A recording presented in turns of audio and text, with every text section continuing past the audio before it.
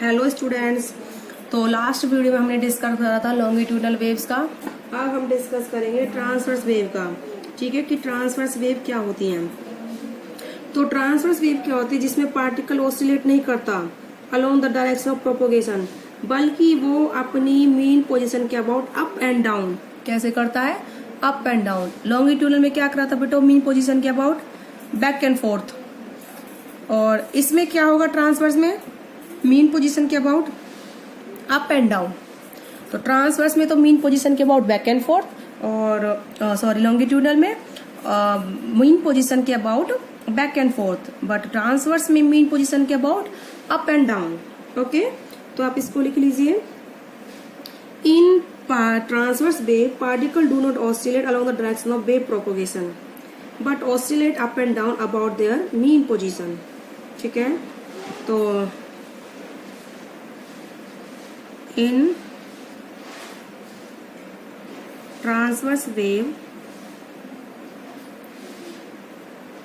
particle do not move या फिर oscillate, particle do not oscillate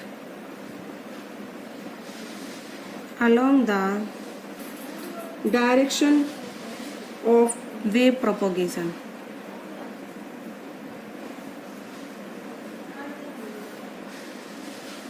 ठीक है, along the direction of wave propagation but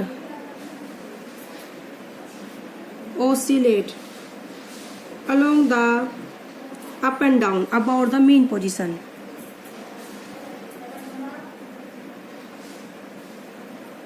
but oscillate up and down about their mean position। ठीक है, तो इसको हम क्या बोलते हैं, ट्रांसवर्स वेव। तो आई होप आपको समझ में आया होगा क्या डिफरेंस है between the longitudinal waves and transverse wave. ठीक है, तो इसमें हर एक पार्टिकल क्या करेगा, डायरेक्शन ऑफ प्रोपोगेशन के परपेंडिकुलर मूव करेगा। ठीक है, तो आप लिख सकते हो इसको, in this wave each particle, ठीक है, in this wave each particle of medium move perpendicular to the direction of wave propagation या फिर vibrate। in this wave each particle vibrate perpendicular to the direction of wave propagation।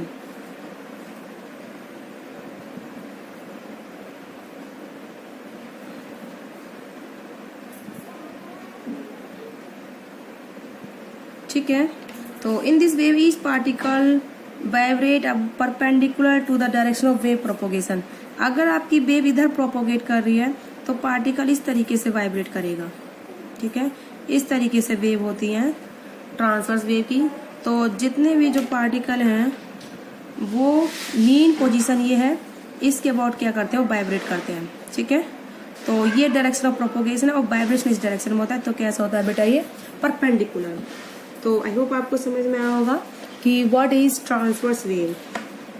इसके example है आपकी light. ठीक है, जैसे sound wave का example longitudinal wave में आता है। लॉन्गिट्यूडनल वेव आपकी कौन सी है बेटा, साउंड वेव। ऐसे ही जो आपकी कौन सी वेव है, light. Light is a transverse wave. ठीक है, याद रखना, it is not a mechanical wave, क्योंकि लाइट वेव को ट्रेवल करने के लिए कोई मीडियम नहीं चाहिए होता। ठीक है, example light is transverse wave. ठीक है, and it is not mechanical wave, क्योंकि मैकेनिकल वेव वो होती हैं जिनको ट्रैवल करने के लिए मीडियम चाहिए होता है, मटेरियल मीडियम। और जबकि लाइट वेव को ट्रैवल करने के लिए कोई भी मेटल मीडियम नहीं चाहिए।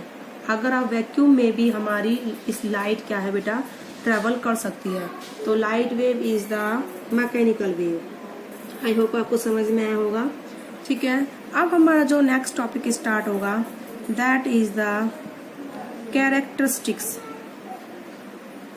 ठीक है, कैरेक्टरिस्टिक्स ऑफ साउंड वेव।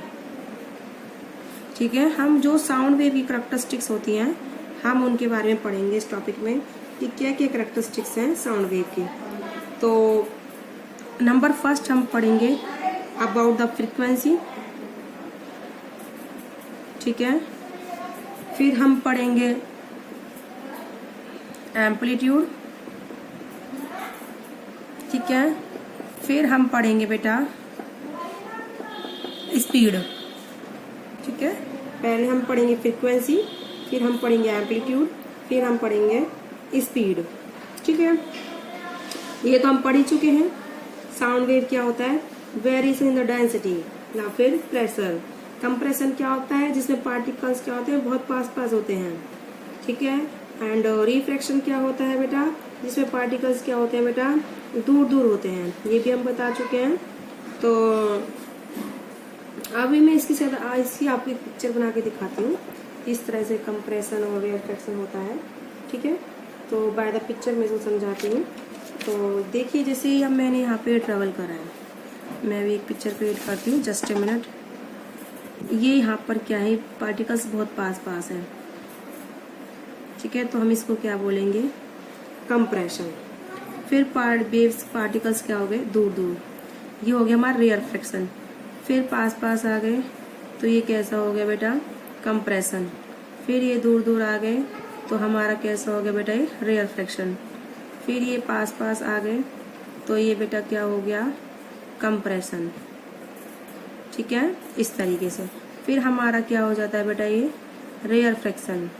फिर हमारा क्या हो जाता है बेटा ये कंप्रेशन।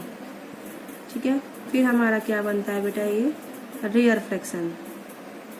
इस तरीके से साउंड वेव ट्रेवल करती है। ठीक है, तो इधर देखिए आप ये जो मैंने पिक्चर क्रिएट करी है, इसको आप कैसे दिखा सकते हो। यहाँ पर कोई भी लाउड स्पीकर है जिससे ये आवाज आ रही है, तो ये आपका क्या हो गया बेटा लाउड स्पीकर। ठीक है, तो आप इसको एक ग्राफ के थ्रू दिखा सकते हैं। ठीक है, इस तरीके से। तो यहाँ पर इस ग्राफ में जो ये होगा, ये वाला एक्सिस दिखाएगा डेंसिटी या फिर प्रेशर। ठीक है, बात समझ में आती है।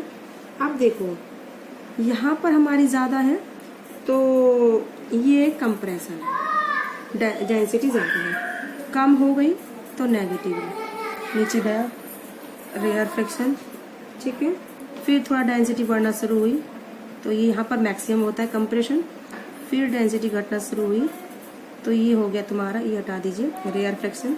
यहाँ डेंसिटी ज़्यादा है तो यहाँ पर हमारा क्या हो गया प्रेशर ज़्यादा होगा। फिर बीच में प्रेशर सबसे कम होता है तो यहाँ पर क्या हो गया कम हो गया। यहाँ पर प्रेशर सबसे ज़्यादा होता है तो प्रेशर क्या हो गया ज़्यादा। यहाँ पर बीच में कम होता है तो ये क्या हो गया कम। इस तरीके से हमारा ग्राफ जाएगा। हमने ग्राफ दिखाया ये प्रेशर के लिए, किस तरीके से हमारी जो डेंसिटी है वेरी करती है। ठीक है, तो रिफ्रैक्शन क्या है, लो प्रेशर का है। देखो यहाँ प्रेशर लो है तो यहाँ refraction, pressure low refraction, pressure low refraction, pressure high compression, pressure high compression, pressure high is the compression. ठीक है, तो आप इसको कह सकते हो, इस जो हमने ग्राफ बनाया है अपर पार्ट तो लो, अपर पोर्शन तो क्या दिखाएगा high pressure and lower portion क्या दिखाएगा लो प्रेशर। बोले बात समझ में आ गई। तो अपर पोर्शन ऑफ कर्व, ठीक है, upper portion of curve represent high pressure and it is called crust. क्या बोलते हैं बेटा हम इसे क्रस्ट बोलते हैं। ठीक है, ऐसे ही lower portion of curve represent low pressure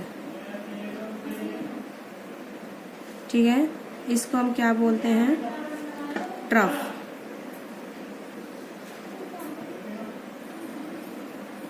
ठीक है, क्या बोलते हैं बेटा हम इसको, ट्रफ। तो आई होप आपको समझ में आया होगा। तो distance between two consecutive compression, देखो कंसेक्यूटिव कंप्रेशन, ये कंप्रेशन फिर अगला कंप्रेशन, सॉरी ये कंप्रेशन फिर अगला कंप्रेशन, ये फिर ये रेयरफेक्शन अगला रेयरफेक्शन, ये तो इनके बीच का डिस्टेंस क्या कहलाता है, वेवलेंथ। क्या बोलते हैं बेटा हम उसे, वेवलेंथ। तो ये सब वेवलेंथ क्या होता है, फ्रीक्वेंसी क्या होता है और स्पीड, वो हम नेक्स्ट वीडियो में बताएंगे आपको, इसी ही ग्राफ के थ्रू बताएंगे। लेकिन तो ये सिर्फ मैंने समझाया आपको, क्रॉस ट्रफ। देखो ये सबसे ज्यादा बीच में सबसे ज्यादा डेंसिटी होगी, बीच में सबसे कम डेंसिटी रेयरफेक्शन में, बीच में सबसे ज्यादा डेंसिटी किसमें, कंप्रेशन में, फिर सबसे कम डेंसिटी रेयरफेक्शन बीच में होगी। हम बीच में मानेंगे कि सबसे ज्यादा डेंसिटी होगी या फिर सबसे कम होगी। कंप्रेशन तो सबसे ज्यादा डेंसिटी होगी और रेयरफेक्शन तो सबसे कम डेंसिटी होगी। तो आज की वीडियो में बेटा इतना ही। आई होप आपको समझ में आया होगा।